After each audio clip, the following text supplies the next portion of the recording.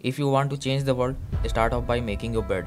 अगर आप दुनिया बदलना चाहते हो तो अपने बेड को ठीक करने से स्टार्ट करो। ऐसा मानना है एडमिरल विलियम एच मैक्रेवन का।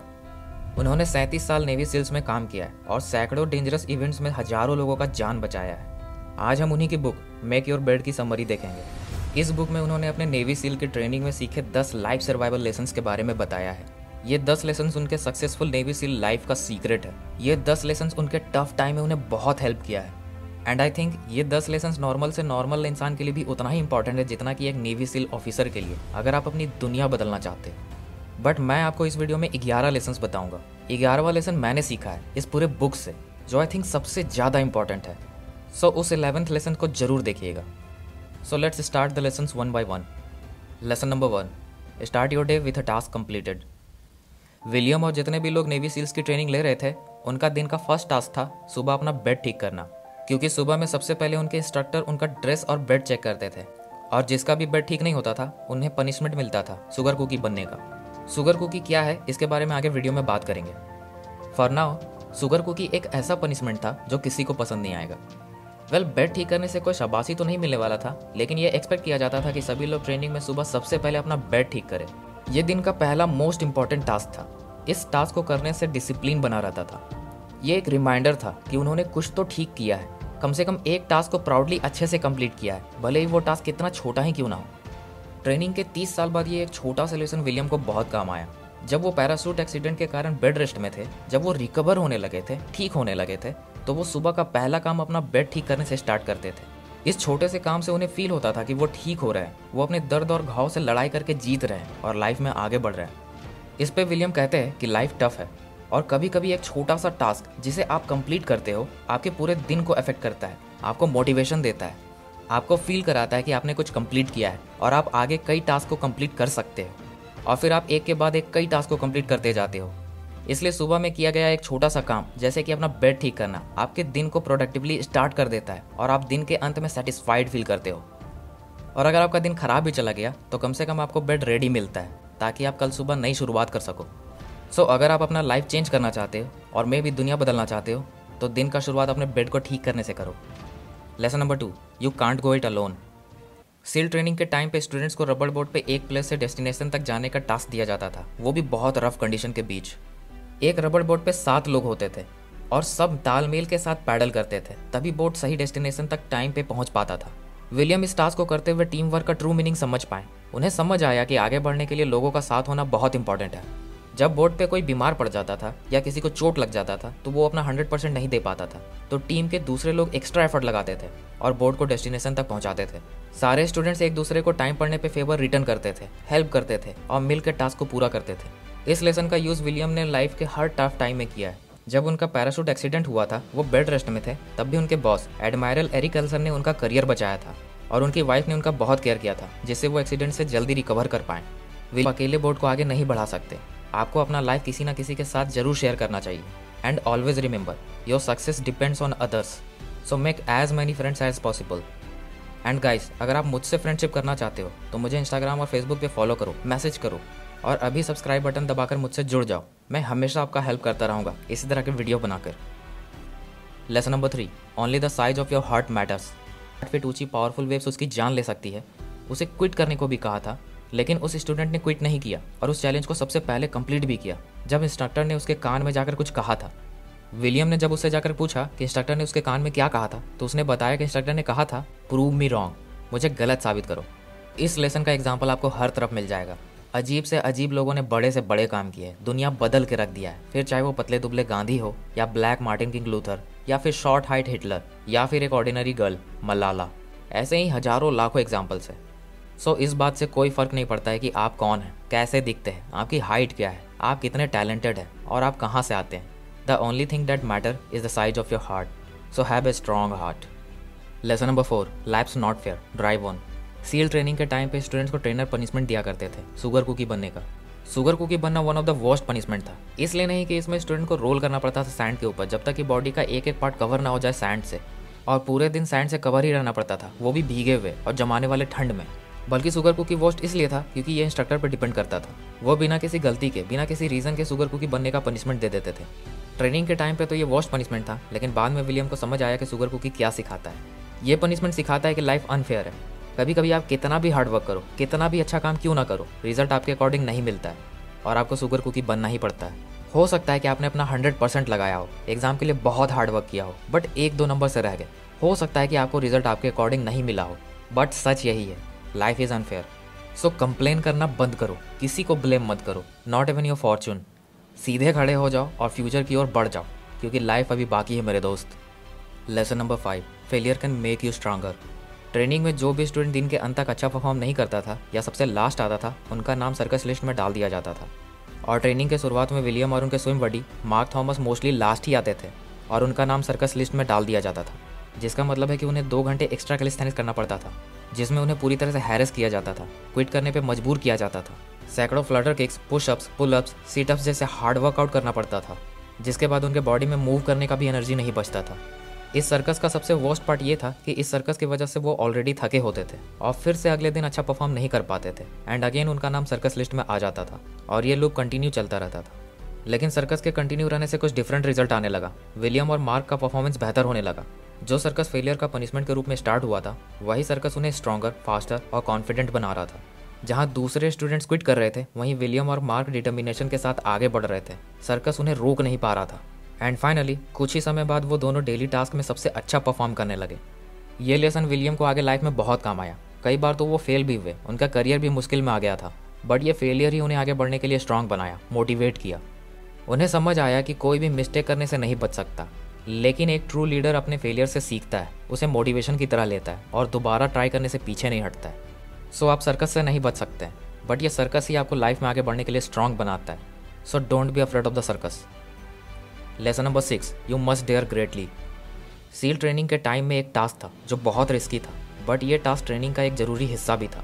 इसमें 30 फीट ऊंचे टावर से 100 फीट दूर तक एक रस्सी खींची होती है, जिसे कम से कम टाइम में पार करना होता है। इसे पार करने का सबसे बेस्ट तरीका है कमांडो स्टाइल, जिसमें हेड फर्स्ट होता है, जिससे रफ्तार तो बढ़ती है लेकिन रिस्क भी बहुत बढ़ जाता है। यहाँ गलती का मतलब है ऊंचाई से गिरना और शायद सील के लिए अनफिट भी हो जाना। इस टास्क को करने में विलियम को बहुत डर लगता था। उनका परफॉर्मेंस सबसे खराब होता था क्योंकि वो हेड फर्स्ट स्टाइल का यूज़ नहीं करते थे। वो रस्सी पर लटक जाते थे और अपने पैरों के सहारे धीरे धीरे आगे बढ़ते थे। इंस्ट्रक्टर विलियम से खुश नहीं थे। वो कहते कि ये ऑब्स्टेकल तुम्हें हमेशा परेशान करता रहेगा अगर तुम थोड़ा रिस्क नहीं लोगे। बट एनी हाउ, एक हफ्ते बाद विलियम अपने डर पे काबू पा सके और हेड फर्स्ट स्टाइल से रस्सी पे स्लाइड किए और टाइम पे टास्क को कंप्लीट भी किए। ये लेसन विलियम को लाइफ टाइम काम आया। उन्होंने कई मिशन, जैसे 2004 का इराक मिशन, जिसमें उन्होंने टेररिस्ट से होस्टेजेस को बचाने के लिए रिस्क लिया और सभी को बचाने में कामयाब भी रहे, जबकि हालात बहुत ख़राब था और कुछ भी फेवर में नहीं था। विलियम कहते हैं कि लाइफ स्ट्रगल से भरा हुआ है, फेल होने का चांस हमेशा होता है, लेकिन जो लोग फेलियर के डर में जीते हैं, प्रॉब्लम से भागते रहते हैं, वो कभी अपना बेस्ट अचीव नहीं कर पाते। जब तक आप खुद को अपने एक्सट्रीम लिमिट तक पुश नहीं करोगे, जब तक आप हेड फर्स्ट स्लाइड नहीं करोगे, तब तक आपको पता ही नहीं चलेगा कि आपके अंदर कितना पोटेंशियल है और आप लाइफ में क्या हासिल कर सकते हो। जो हिम्मत करता है वो जीत जाता है, लेकिन रिस्क हमेशा कैलकुलेटेड और वेल प्लान्ड होना चाहिए। Lesson number 7, stand up to the bullies. San Clemente island का पानी जमा देने वाला था। विलियम और उनके साथी मार्क को रात में 4 माइल तक स्विम करके उसे पार करना था। वहाँ पानी का ठंडा होना समस्या नहीं था, सबसे बड़ा समस्या था शार्क का। वो अच्छे से जानते थे कि वो इलाका शार्क से भरा पड़ा है।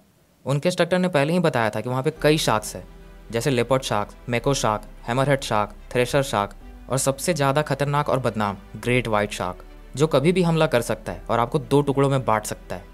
लेकिन अब वो दोनों को कोई भी डेंजर रोक नहीं सकता था। वो सील को बैडली चाहते थे। वो शार्क से भी भिड़ने के लिए पूरी तरह से तैयार थे। उनका गोल उन्हें करेजियस बना दिया था। अब वो हार नहीं मानने वाले थे और उन्होंने शार्क्स के बीच स्विम करके उस 4 माइल के सफ़र को पार भी कर लिया। और ये करेज विलियम को पूरे लाइफ में आगे बढ़ते रहने में काम आया। उन्होंने तो अपने करेज से सद्दाम हुसैन को भी डिस्करेज कर दिया था और कई बड़े बड़े क्रिटिकल मिशन को कंप्लीट भी किया। विलियम कहते हैं कि बुलीज हर जगह सेम ही होता है, फिर चाहे वो स्कूल में हो, ऑफिस में हो या फिर डरा के पूरे कंट्री पर रूल करने से हो। बुलीज हमेशा दूसरों के डरने से कायम रहता है। बुलीज हमेशा कमजोरों को ढूंढता है। बुलीज उन शार्क की तरह है जो पानी में डर का पता लगा लेता है और उन्हीं डरे हुए लोगों पर हावी होता है। अगर आप करेज के साथ खड़े नहीं होंगे तो वो आपके ऊपर हावी हो जाएगा। अगर आप अपने गोल को अचीव करना चाहते हो तो आपको करेजियस बनना पड़ेगा और शार्क से भरे पानी में उसे तैर के पार करना पड़ेगा। और करेज सभी के अंदर होता है, ज़रूरत है तो बस अपने अंदर झांकने की और उसे इस्तेमाल करने की। So get some courage, stand up to the bullies and change the world. Lesson number 8, rise to the occasion. Seal training में सबसे ज़्यादा डेंजरस टास्क था स्कूबा डाइविंग का। ये सबसे ज़्यादा रिस्की टास्क माना जाता था क्योंकि कई स्टूडेंट इस टास्क को करते हुए अपनी जान गंवा चुके थे। इसमें 2 माइल तक पानी के अंदर स्विम करना होता है और स्टार्टिंग पॉइंट से एक वेजल तक जाना होता है, वो भी सबकी नज़रों से बच के, और मिशन कंप्लीट करके वापस भी आना होता है। इसमें सबसे मुश्किल ये है कि टास्क को रात के अंधेरे में करना है, और अंधेरा इतना होता है कि स्टूडेंट अपना हाथ भी नहीं देख पाते। बस एक ग्रीन केमिकल लाइट होता है जिसे कंपास देख सकते हैं। सील ट्रेनिंग में ये एक ऐसा रात होता है जब स्टूडेंट्स को अपना बेस्ट बनना होता है, अपने डर से, अपने डाउट से ऊपर निकलना होता है, अपने वीकनेसेस को खत्म करना होता है। इससे कोई फर्क नहीं पड़ता है कि कितना अंधेरा है, कितना डेंजर है। अगर सील ट्रेनिंग को कंप्लीट करना है तो इस टास्क को कंप्लीट करना पड़ेगा, और यही एक सील ऑफिसर को दूसरों से अलग बनाता है। इस लेसन को विलियम ने अगले 30 साल तक याद रखा और हमेशा लाइफ में इसका इस्तेमाल होते देखा। उन्होंने लोगों को अपनों को हमेशा के लिए खोते हुए देखा, जो शायद लाइफ का सबसे डार्केस्ट मोमेंट होता है। और उन्होंने लोगों को बुरे से बुरे हालात से लड़के बाहर निकलते देखा है, अपना बेस्ट देते देखा है। उन्होंने खुद भी अपना बेस्ट दिया है उनके डार्केस्ट मोमेंट में, जब उनका पैराशूट एक्सीडेंट हुआ था। विलियम कहते हैं कि लाइफ में कभी ना कभी डार्केस्ट मोमेंट आता ही है, और उस टाइम पे आपको खुद के डीप पोटेंशियल तक पहुंचना होता है और अपना बेस्ट देना होता है, तभी आप उस डार्केस्ट मोमेंट में जीत हासिल कर सकते हैं। Lesson number 9, give people hope. ये मेरा फेवरेट है क्योंकि मैं समझता हूँ कि होप में बहुत पावर होता है। ये हारते हुए को जिता देता है, मरते हुए को जिंदा रखता है, और कहते हैं ना, उम्मीद पे दुनिया कायम है। Hell week. सील ट्रेनिंग में हेल वीक सबसे वर्स्ट इवेंट होता है। लगातार 6 दिनों तक कोई नींद नहीं, unrelenting harassment, long run, open ocean swim, obstacle courses, rope climbing, कभी ना खत्म होने वाला फिजिकल वर्कआउट और बोट पैडलिंग। हेल वीक का मेन पर्पस होता है वीक स्टूडेंट्स को एलिमिनेट किया जाए, जो सील बनने के काबिल नहीं है, जो टफ सिचुएशंस को झेल नहीं सकते। डाटा बताता है कि सबसे ज़्यादा स्टूडेंट हेल वीक में ही क्विट करते हैं। दोपहर तक ये टफ हैरेसमेंट झेलने के बाद स्टूडेंट्स को मड फ्लैट तक बोट पैडल करना होता है, एंड देन मड में ही रेस स्टार्ट हो जाता है। कंपटीशन का पर्पस होता है कि स्टूडेंट्स को कोल्ड, वेट और मिजरेबल रखा जाए। मड पूरे बॉडी पे फैल चुका होता है और इतना गाढ़ा होता है कि उस पर मूव करना बहुत थका देने वाला होता है। शाम में जब सूरज ढलने लगता है तो टेम्परेचर और भी गिरने लगता है, लेकिन स्टूडेंट्स को उस मड में ही रहना होता है जब तक कि दोबारा सूरज निकल ना जाए। इंस्ट्रक्टर कई ऑफर देते रहते हैं, लाइक गर्मा गर्म चिकन सूप, हॉट कॉफ़ी, गर्म कपड़े, ताकि स्टूडेंट्स क्विट करते। हालत ऐसी थी कि कई स्टूडेंट्स का मन बदल रहा था, वो उस बोन फ्रीजिंग कोल्ड से बाहर निकलना चाहते थे। एक ने तो कोशिश भी किया, बट विलियम ने उसे रोका। इंस्ट्रक्टर अच्छी तरह से जानता था कि अगर एक भी क्विट करेगा तो कई क्विट करेंगे, इसलिए वो कोशिश करता रहा। तभी पीछे से किसी के गाने का आवाज़ आया। आवाज़ थका हुआ था बट सुना जा सकता था, और एक आवाज़ 2 में बदल गया, फिर 3 में, और धीरे धीरे सभी लोग गाने लगे। और जो स्टूडेंट क्विट करने के लिए आगे बढ़ रहा था वो भी वापस आ गया और वो भी गाने लगा। इंस्ट्रक्टर ने जोर से चिल्लाया कि सब गाना बंद करो, लेकिन कोई नहीं रुका। आवाज़ धीरे धीरे लाउडर और स्ट्रॉन्गर होने लगा और सारे स्टूडेंट्स में एनर्जी भर गया। उस रात सभी स्टूडेंट्स ने एक बहुत पावरफुल लेसन सीखा। एक आदमी का पावर पूरे ग्रुप को एक साथ कर सकता है। एक आदमी अपने आसपास के लोगों को इंस्पायर कर सकता है, उन्हें उम्मीद दे सकता है। अगर एक आदमी जो गले तक कीचड़ में डूबा हुआ है वो गा सकता है तो हम भी गा सकते हैं। अगर एक आदमी उस जमा देने वाले ठंड को झेल सकता है तो हम भी झेल सकते हैं। विलियम कहते हैं कि पूरे यूनिवर्स में होप सबसे पावरफुल फोर्स है। होप से आप पूरे नेशन को इंस्पायर कर सकते हैं। होप से आप असहनीय पेन को आसान कर सकते हैं। होप देकर आप हारते हुए को जिता सकते हैं। कभी कभी सिर्फ एक इंसान का होप ही काफ़ी होता है बदलाव लाने के लिए। एग्जाम्पल्स दुनिया में भरे पड़े हैं, फिर चाहे वो गांधी हो, लिंकन हो, मार्टिन किंग लूथर हो, या एक छोटी सी बच्ची मलाला हो। उनके एक होप ने लोगों को इंस्पायर किया और दुनिया बदल दिया। Lesson number 10, never ever quit. Seal training का पहला दिन इंस्ट्रक्टर सारे स्टूडेंट्स को डिटेल बताते हैं, जैसे उन्हें अगले 6 महीनों तक यूएस मिलिट्री का सबसे टफेस्ट ट्रेनिंग दिया जाएगा।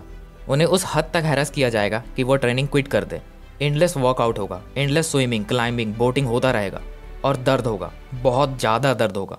इंस्ट्रक्टर वो सब कुछ करेंगे कि स्टूडेंट क्विट कर दे, और क्विट करने के लिए आपको बस कंपाउंड में लगे बड़े से बेल को 3 बार बजाना है, और उसके बाद कोई पेन नहीं। लेकिन इंस्ट्रक्टर ने यह भी कहा, अगर आप क्विट करोगे तो आप ज़िंदगी भर रिग्रेट करते रहोगे। क्विट करने से कुछ भी आसान नहीं हो जाता है। और सच में स्टार्टिंग में 150 स्टूडेंट्स ट्रेनिंग के लिए गए थे और 6 महीने बाद सिर्फ 33 बचे। ये लेसन सभी लेसन से कहीं ज़्यादा इंपॉर्टेंट है, क्योंकि जैसे ही आप क्विट करोगे वो सारे 9 लेसन जो मैंने पहले बताया वो वेस्ट हो जाएगा। फॉर एग्जाम्पल, जैसे ही आप रेस को क्विट करते हो, देन आपने जो कुछ भी सीखा है, एंडलेस प्रैक्टिस किया है, खुद पे हार्डवर्क किया है, वो सब बेकार हो जाएगा। विलियम कहते हैं कि लाइफ डिफिकल्टी से भरा हुआ है, बट हमेशा याद रखें कि कोई आपसे भी ज़्यादा बदतर सिचुएशन से गुजर रहा है। अगर आपको लगता है कि आपका दिन खराब है, सब कुछ बुरा हो रहा है, और आप सर्कमस्टांसेस को, दूसरों को ब्लेम कर रहे हो और क्विट करने को तैयार हो, देन लाइफ बहुत लंबा और टफ हो जाएगा। और अगर आप क्विट करने से इनकार कर दो, सारे ऑड्स को स्ट्रांगली हैंडल करने के लिए तैयार हो जाओ, देन लाइफ वैसा होगा जैसा आप बनाओगे, और आप इसे बेहतर बना सकते हो। So never ever quit. Lesson number 11, learn from your past. ये लेसन मैंने पूरे बुक से सीखा है, जो आई थिंक सबसे ईजी भी है और बहुत इंपॉर्टेंट भी। हम सब बेसिकली सक्सेसफुल लोगों के लाइफ बायोग्राफी से लाइफ लेसन सीखते हैं। ये अच्छी बात है कि हम सक्सेसफुल लोगों से सीखते हैं, लेकिन हमें यह भी समझना होगा कि हर एक लाइफ यूनिक है। हम दूसरों के लाइफ से सीखे हुए लेसन्स को डायरेक्ट अपने लाइफ में अप्लाई नहीं कर सकते, क्योंकि बात सीधी सी है, वो अलग इंसान है, उनका लाइफ और आपके लाइफ के बीच में कोई मैच नहीं है, इवन सर्कमस्टांसेस भी अलग है। अगर आप इन 10 लेसन्स को डायरेक्टली अपनी लाइफ में अप्लाई करने जा रहे हो तो आप गलती करोगे, क्योंकि हो सकता है कि आप आर्मी में ना हो और जाना भी नहीं चाहते हो, तो शायद आपको इन सारे लेसन्स की ज़रूरत नहीं है। आप बस उन लेसन्स को फॉलो करो जो आपके लाइफ से रिलेट होता है, जो अभी आपके लाइफ को बेटर बना सकता है। और सबसे ज़रूरी ये है कि आप अपने पास्ट के एक्सपीरियंस से जो लेसन सीखा है उसे याद रखें और अप्लाई करें, क्योंकि इन लेसन्स को आपने रियलिटी में एक्सपीरियंस किया है, ना कि किसी और के लाइफ से सीखा है। Just in the same way William तो दूसरों से सीखे ही, लेकिन 6 महीने की ट्रेनिंग में जो उन्होंने सीखा, जिसे रियलिटी में एक्सपीरियंस किया, वो सबसे इंपॉर्टेंट लेसन था जो उनके लाइफ टाइम काम आया। सो जब भी कोई मुश्किल टाइम आए तो बाहर मोटिवेशन ढूंढने से पहले अपने पास्ट को याद करो। याद करो कि क्या आपने ऐसा प्रॉब्लम पहले भी झेला है और कैसे उस प्रॉब्लम को सॉल्व किया था। अगर ऐसा प्रॉब्लम पहले कभी नहीं आया तभी बाहर मोटिवेशन ढूंढो। ऑलवेज रिमेंबर, आपका सबसे बड़ा मोटिवेशन आपका पास्ट है। So that's it guys, video valuable है तभी तो अब तक देख रहे हो, सो एक लाइक तो बनता है भाई। अगर आप इस बुक को पढ़ना चाहते हो तो लिंक मैंने डिस्क्रिप्शन में दे दिया, आप वहाँ से जाकर इस बुक को ले सकते हो। और ऐसे ही वैल्यूबल वीडियोस को देखते रहने के लिए विल स्किल को सब्सक्राइब कर दो और बेल आइकन पे दबा के ऑल सेलेक्ट कर लो, ताकि सारा अपडेट्स आपको सबसे पहले मिले। और शेयर करो इस वीडियो को अपने फ्रेंड्स एंड फैमिली के साथ, ताकि उनका भी फ़ायदा हो सके। And finally, thanks for watching.